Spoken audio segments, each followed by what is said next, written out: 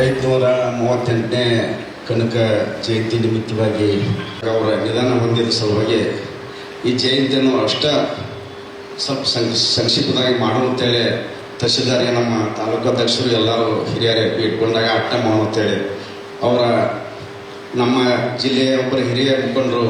ಯಾಕಂದ್ರೆ 40 ವರ್ಷ ಕಾಲ ಈ ರಾಜಕೀಯದಲ್ಲಿ ಆದ ಉತ್ತಮ ರೀತಿ ಸೇವೆ ಮಾಡಿ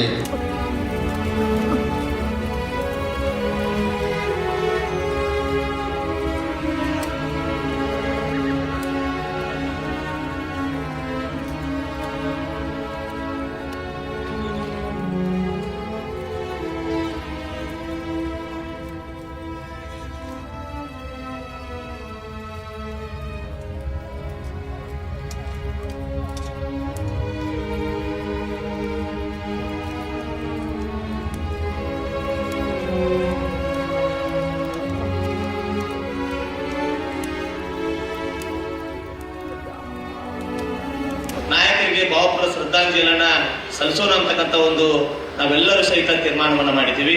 ಅದೇ ಅಂಗವಾಗಿ ಇಂತಹ ಧೀಮಂತ ನಾಯಕ ನಮ್ಮನ್ನೆಲ್ಲ ಆಗಲಿ ಹೋಗಿದ್ದಕ್ಕಾಗಿ ಅವ್ರಿಗೆ ಎಲ್ಲರೂ ಸಹಿತ 1 ನಿಮಿಷ ಈ ಶ್ರದ್ಧಾಂಜಲಿ ಸಭೆಯನ್ನ ಮಾಡೋಣ ಅಂತ ತಮ್ಮಲ್ಲಿ ವಿನಂತಿ ಮಾಡ್ತೀನಿ.